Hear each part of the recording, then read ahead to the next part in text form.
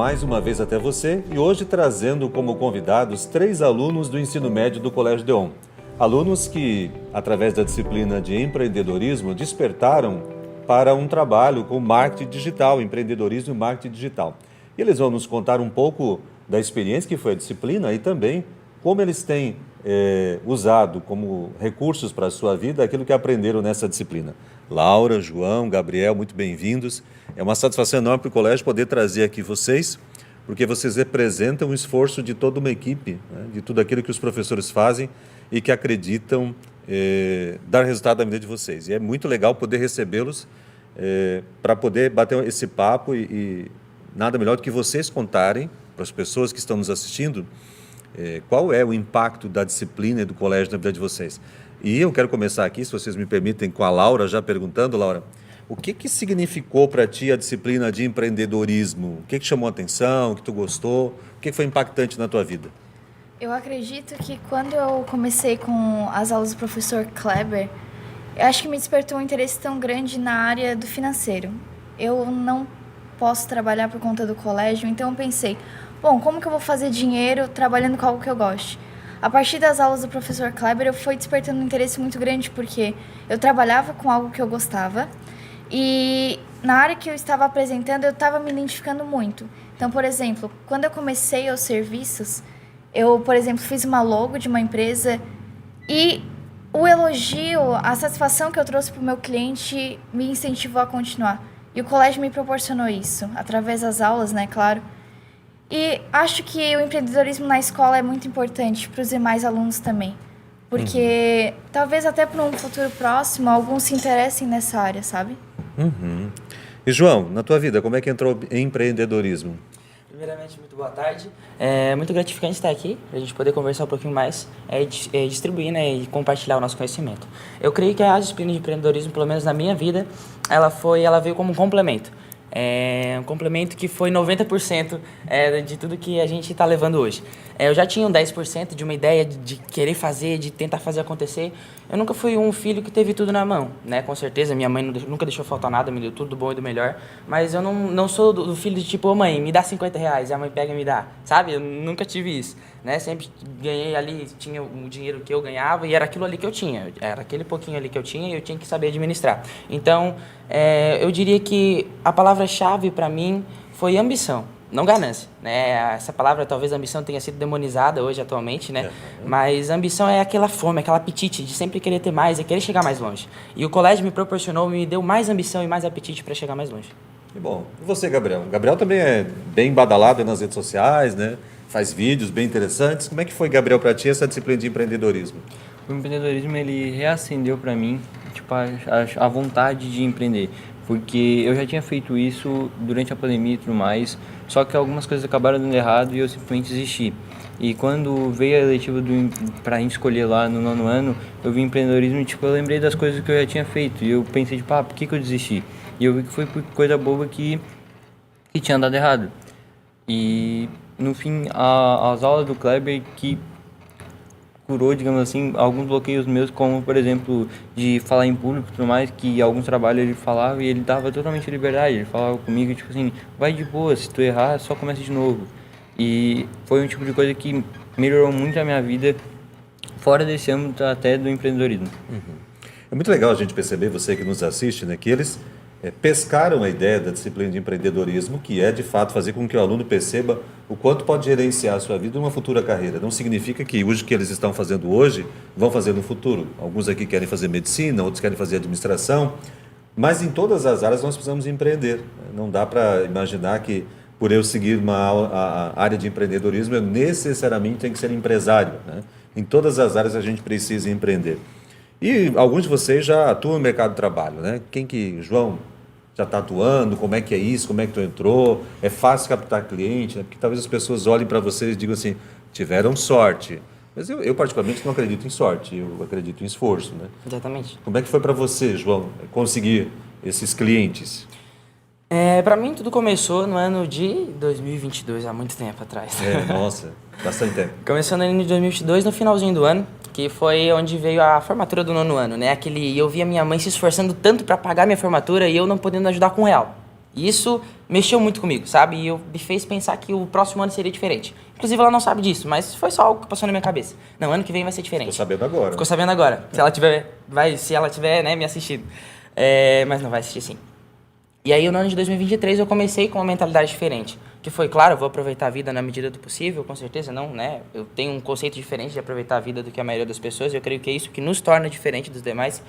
E foi onde eu tentei correr atrás de algo que me fizesse não só ganhar dinheiro, mas sim não precisar ficar dependendo da minha mãe para certo tipo de coisa e poder ajudar.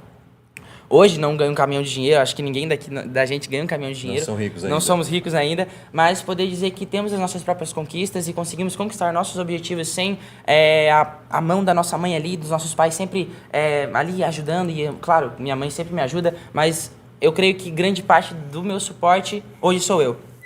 Obviamente, em questão de trabalho, né? Obviamente, minha mãe hoje só tem a agradecer muito ela, porque inclusive ela que me motivou cada vez mais. Ela, meu pai do céu, não tenho nem palavras para agradecer a minha mãe. Então, o que mais me fez também entrar foi um amigo meu. Um amigo meu que foi sócio meu há um tempo atrás. Hoje eu tenho uma empresa no âmbito de marketing digital. É uma agência, eu tenho uma agência. Ela estava em CNPJ, tinha um CNPJ para a empresa, tudo certinho, mas acabou dando uns problemas, inclusive. Mas, enfim, isso aí mexe com a minha cabeça. E isso entrou na minha vida de uma forma repentina, assim, muito, muito louco. Ele chegou, o meu amigo, ele veio do norte do Brasil, e ele chegou, ele é videomaker, eu acho que ele é videomaker, isso. Ele é videomaker e ele também é designer, né? Então a gente chegou e começou a conversar, assim, a gente se encontrou na igreja e começou a conversar, e a gente teve um papo que, sabe, uniu, entende? Fechou, compactou. E aí a gente pensou, não, vamos tentar criar um negócio junto, porque ele tinha alguns clientes também, e ele precisava de uma ajuda, e eu consegui dar um suporte que ele desejava. Não sabia de nada ainda, comecei a fazer alguns cursos, tentar ir para cima, aprender, né? Primeiramente, eu creio que o conhecimento ele é muito importante, primordialmente, antes de começar a botar o trabalho em efetivo. Então, respondendo mais a tua pergunta de uma maneira mais objetiva, o empreendedorismo e o marketing digital entraram na minha vida por intermédio de um amigo e o apoio da minha família. Que legal. Gabriel, como é que entrou isso na tua vida? A criação de conteúdo ela entrou na minha vida porque quando eu era criança eu via muitos vídeos, né, de youtuber para passar o meu tempo e tudo mais, e eu achava tipo muito legal, tipo, no sentido de eu querer fazer aquilo. E quando eu comecei a fazer vídeos de jogos, que era a coisa que eu mais gostava na época. Só que chegou um ponto da minha vida que eu olhei para aquilo ali e eu pensei tipo, pô, o que isso tá gerando para as outras pessoas que estão me assistindo? No máximo elas estão perdendo o tempo delas se entretendo. E na época eu já lia livros de desenvolvimento pessoal, eu já gostava desse mundo de pesquisar mais sobre como melhorar os hábitos, como melhorar a comunicação e etc. Aí eu decidi fazer vídeos sobre isso para, além de entreter as pessoas, também gerar um valor dentro do meu conteúdo, dentro dos meus vídeos. Uhum. E tem um engajamento grande. Tá crescendo aos poucos. Tá crescendo, que legal. Laurinha, o que tu fez, assim, como é que isso tá atuando no mercado? Como é que é? Conta pra gente aí. Olha, atuar no mercado, no começo não foi fácil, sabe? Eu, por exemplo, conversava com o João ali nas aulas, João, eu mandei mensagem para 150 empresas e nenhuma respondeu. E assim, isso no começo desanima, sabe? Mas depois a perseverança e a ambição de querer, de ter o meu próprio dinheiro, foi muito maior que a minha vontade de desistir. Então, olha, depois de 150 empresas, uma me respondeu. E daí eu fui fazendo trabalho e ela gostou, me indicou para mais. E hoje eu posso dizer que eu sou feliz fazendo isso, sabe? Não é uma coisa que estou fazendo por obrigação.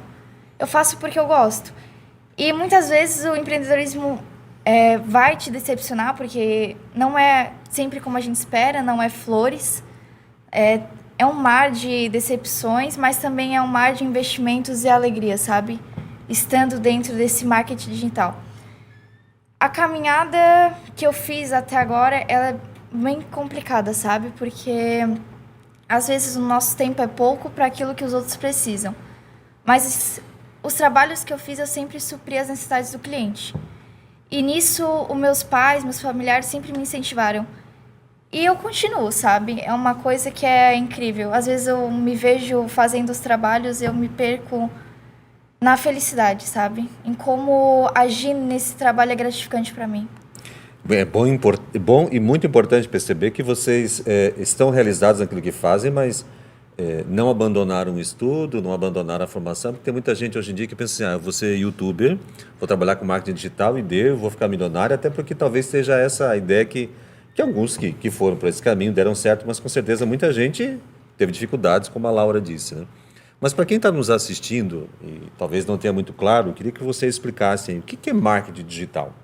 Para quem nos ouve, o que a gente pode dizer? O que é marketing digital? Eu diria que, primeiramente, vamos dividir essa palavra, né? Marketing e depois digital. Tá. Marketing é todo tipo de posicionamento, né? Eu diria que isso é o se posicionar.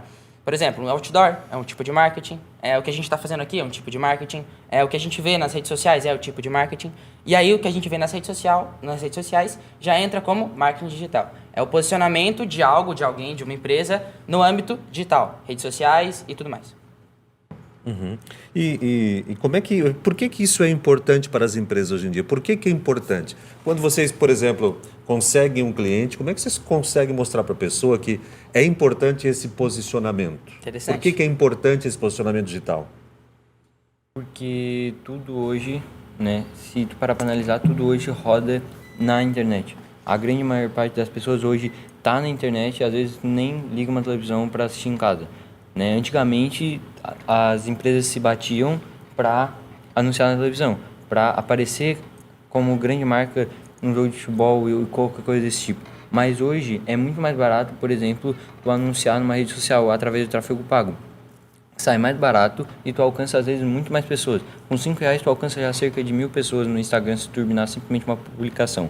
Então eu penso que o marketing digital hoje ele é muito importante para todo tipo de empresa pelo fato de ter muito mais gente dentro das redes sociais do que na televisão, nas outras coisas, nas outras plataformas. Um outdoor, por exemplo, às vezes sai muito mais caro do que tu anunciar na rede social e geralmente dá menos resultados do que tu anunciar na rede social. E qual que é a diferença entre a pessoa fazer sozinha e fazer com alguém que sabe, né?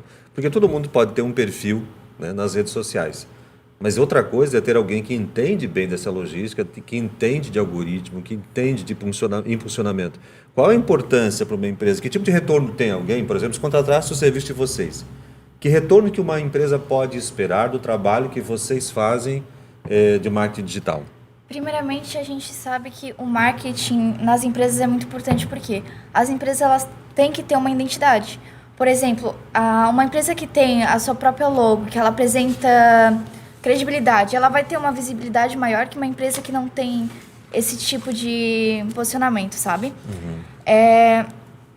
Nessa questão de o marketing e nós trabalharmos com uma empresa. Através do nosso trabalho, uma empresa ela pode criar identidade.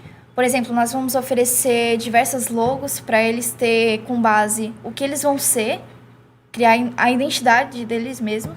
E nas redes sociais, através disso, eles podem ter uma expansão, sabe? De conteúdo, de seguidores.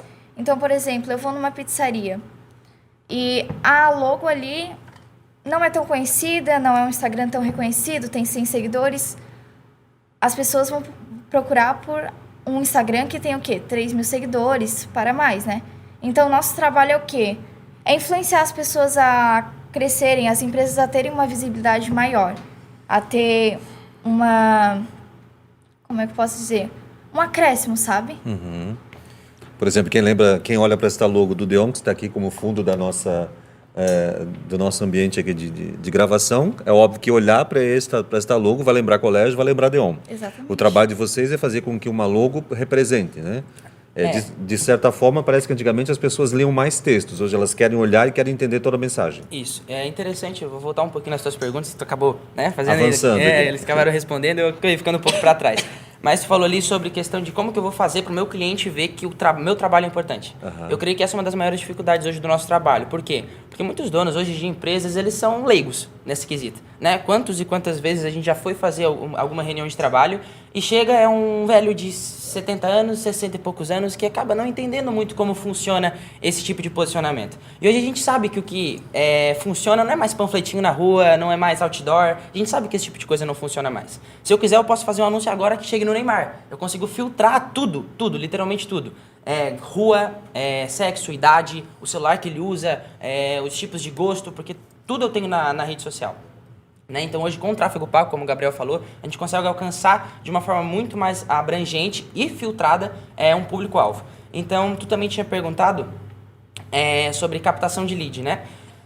Eu creio que a melhor forma de tu captar o lead é tu vender o que ele precisa, não vender o que tu tens. Hoje, um grande erro das pessoas que vendem é querer vender o que eu tenho, né? Isso é errado. Eu tenho que vender o que ele precisa comprar, o desejo, a necessidade do cliente. Então, eu tenho um exemplo que eu fui fazer uma reunião com um dono de uma contabilidade e ele era leigo nesse quesito, né? Ele tinha a contabilidade dele, funcionava, ele, né, se mantia, se virava bem.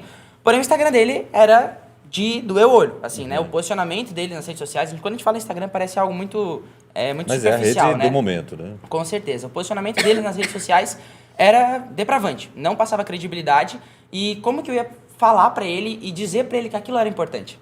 A gente fez uma ligação, eu ativei minha câmera, ativei o meu compartilhamento de tela e abri a rede social do concorrente. Aí eu mostrei pra ele assim, olha aqui, fulano, olha só como é que tá a contabilidade e tal, aqui pertinho. Olha só como é que tá aqui o posicionamento deles, os anúncios que eles fazem, os posts, olha como é que tá isso aqui, isso aqui. O que tu achou? Ele disse, não, achei muito interessante, tá realmente bonito, passa credibilidade. Abri outro, abri 3. E aí depois abri o dele, pum. E ele ficou, poxa, tô pra trás. Impactado. Entendesse? Então, pra gente conseguir vender o nosso produto, primeiro a gente precisa gerar uma necessidade no cliente. E é isso onde eu tive o prazer de tentar explicar um pouco do que eu entendo, que não é muita coisa, mas a gente sempre vai aprendendo, crescendo em conhecimento, na eletiva de empreendedorismo. E inclusive, lá o que eu falei, foi uma dinâmica que eu fiz, foi a questão do relógio. Inclusive, eu vou fazer aqui com a Laura, primeiro erra, tá? Que ela já sabe, porque ela já viu. Mas assim, ó, a questão do que eu falei agora é interessante. Se eu pedir pra Laura, me vende esse relógio aqui. Me vende. Eu sou um possível cliente teu. Olha, esse relógio aqui, ele tá por um preço barato, ele vai te ajudar em qualquer coisa, tu quer fazer uma atividade física, ele vai cronometrar as calorias. É Os importante. passos, a caminhada. Exato. Muito bem. Será que isso funciona hoje? Não, Não. não funciona. Agora acerta. Eu sou um cliente, não estou com o meu celular. Vai lá. Bom, para você vender um relógio, você não está com o seu celular, vamos começar com isso. Você não está com o seu celular. Tô aqui sozinho. Você está num ambiente de trabalho, sem telefone, como é que você vai olhar a hora? Não tem relógio na parede, não tem nada. Exatamente. Vira a chave. Pergunta pra mim. Que horas são? Que horas são? Opa. Realmente Certo. eu preciso de um relógio. Preciso de um relógio. Olha só, eu tenho um relógio assim. Eu tenho um relógio assim assado. E aí onde a gente vai usar o quê? Os gatilhos mentais que a gente aprende, que a gente estuda. E que quem trabalha em marketing digital e empreendedorismo precisa saber como que o cérebro funciona nessa questão de vendas. Eu tô me estendendo. Aprofundando, não, tá ótimo. As pessoas precisam entender, em marketing, conceitualmente a gente diz o seguinte: o que é necessidade a gente transforma em desejo. Eu preciso de um relógio para ver a hora. Mas que relógio? Porque este e não aquele. O que vocês trabalham, na verdade, de forma correta e ética, óbvio, sem ferir nenhum princípio, Com certeza. é transformar no cliente o desejo de ser cliente daquela contabilidade, ou daquela loja, ou daquela pizzaria. Vocês fazem aos olhos do cliente parecer que, se eu quero pizza, tem que ser daquela, porque ela me passa uma sensação de pertença, uma sensação de completude, ou seja, comprando daquele, faz mais sentido para mim. Exatamente. E por isso eu uso um gatilho mental. Isso, gira em torno disso. E aí, alguns gatilhos mentais que a gente pode colocar para captação de leads, como tu me perguntou. Vocês querem complementar? Eu tô falando demais? Tô sendo À vontade. O papo é de vocês. É legal apontar e perceber assim, o quanto eles entendem. E nasceu dessa disciplina de empreendedorismo. Claro que a disciplina abriu a porta, mas cada um deles seguiu caminhos e foi buscando informações e continuam buscando. Isso que é legal. Isso que é para mostrar para vocês. Esse é o papel da escola. A gente dá ao aluno acesso ao conhecimento e cada um precisa fazer o seu esforço. Eu sempre digo que a escola oferece 30%.